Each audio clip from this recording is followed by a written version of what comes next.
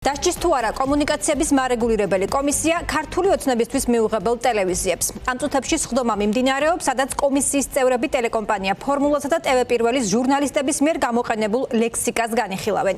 ანუ როგორ მოიხსენიებენ ეს ტელეკომპანიები მმართველ პარტიას და მის ლიდერებს. საქმე ეხება ფრაზებს, ოცნების მთავრობა, ბიძინა ივანიშვილის ხელისუფლება, რეჟიმი და ასე შემდეგ. ამგვარი ტერმინების გამო უწყებამ ეს მაუწყებლები დამრღვევებად ერთხელ უკვე გამოაცხადა. ეს რამდენიმე თვის წინ ქართული ოცნების საჩივრის საფუძველზე მოხდა. ფორმულას ჟურნალისტი ნატალი ჯახუტაშვილი ადევნებს თვალს სხდომას, რომელიც დისტანციურ რეჟიმში მიმდინარეობს. ის ჩვენს ეთერს უერთდება ახლა. ნატალი, რა ხდება სხდომაზე გვითხარი და როდის შევიტყობთ გადაწყვეტილებას?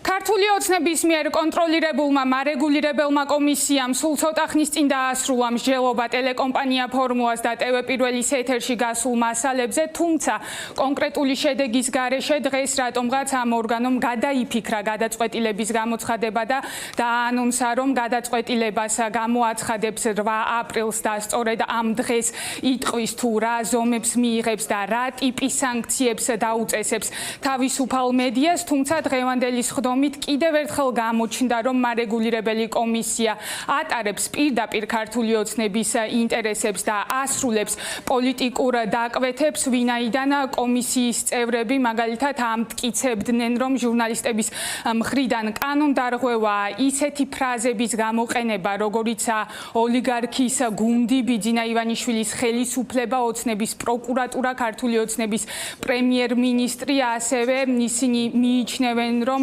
ჟურნალისტი არ უნდა მოიხსენიებდეს ქართული ოცნების ხელისუფლებას რეჟიმად, რითიც პირდაპირ საქართველოს კონსტიტუცია დააიგნორა კომისიამ, ვინაიდან საქართველოს კონსტიტუციაში პირდაპირ წერია, რომ სიტყვისა და აზრის გამოხატვის თავისუფლება უნდა იყოს დაცული. მეორე მხრივ კი ბიძინა ივანიშვილის მოხსენიება ოლიგარქად არა შეფასება, არამედ ფაქტის კონსტატაცია და ჩვენ შეგვიძლია ვურჩიოთ კომისიის წევრებს, რომ გაეცნონ ამ სიტყვის მნიშვნელობას, რაც შეეხება სიტყვა რეჟიმის გამოყენებას.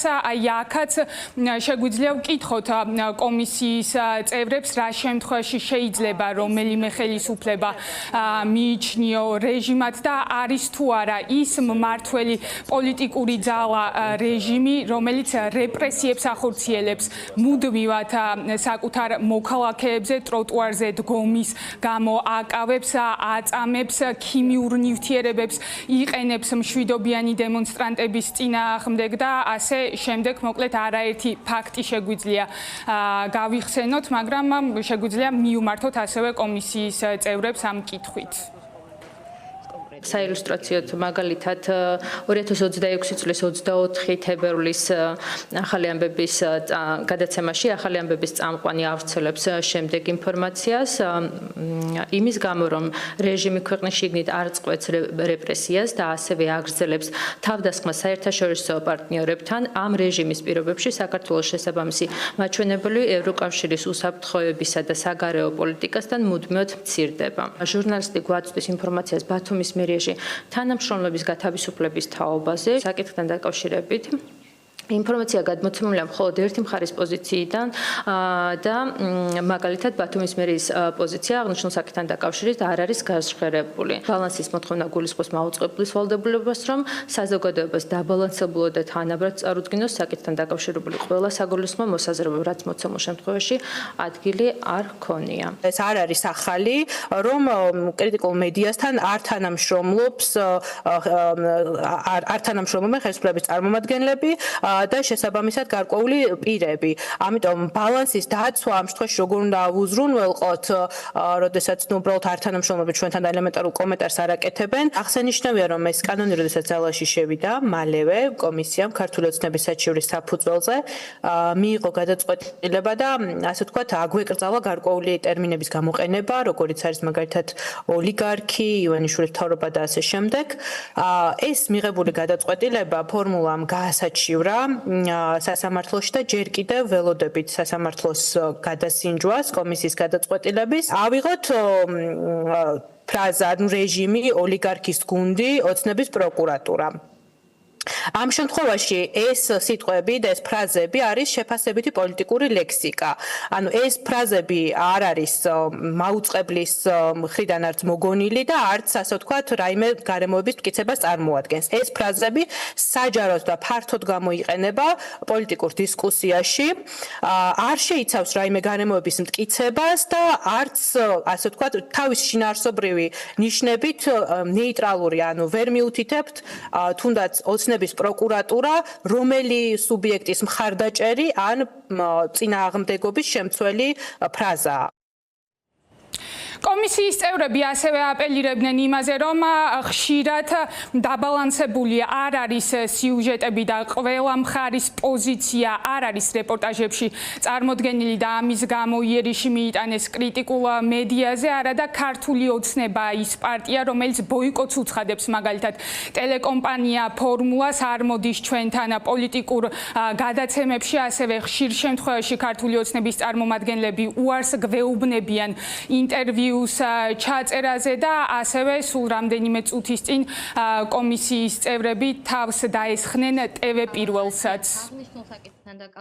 ხსენებითი ბარათის მიხედვით მაუწყებლის მიერ პირადი დამოკიდებულებისა და მოსაზრების გამომხატველია ახალი ამბების პროგრამის პირველები პროგრამის წამყვანისა თუ კორესპონდენტის მიერ წარმოთქმული ისეთი ფრაზები, როგორიცაა მაგალითად რეპრესიულ პოლიტიკოსთან, თუმცა ტერორი ღამის თბილისში ამით არ დასრულებულა, ეგრეთ წოდებული განათლების რეფორმა და სხვა. როლიქში ევროპის ადამიანის უფლებათა სასამართლოს პრაქტიკის მიხედვით თქვენვე გაქვთ კომისიას აღნიშნული, რომ მეათე მუხლით გარანტირებული არის გამოხატვის თავისუფლება და ეს გამოხატვის თავისუფლება გულისხმობს როგორც მოსაზრებების, ასევე ფაქტების გაჟღერებას. თუმცა ამ შემთხვევაში ამ საინფორმაციო გამოშვებაში გავრცელებული ამბები თუ რომელიმე პირისთვის, ან პარტიისთვის, ან ასე შემდგომ არის მიუღებელი, ეს არ ნიშნავს, რომ იღება კანონი.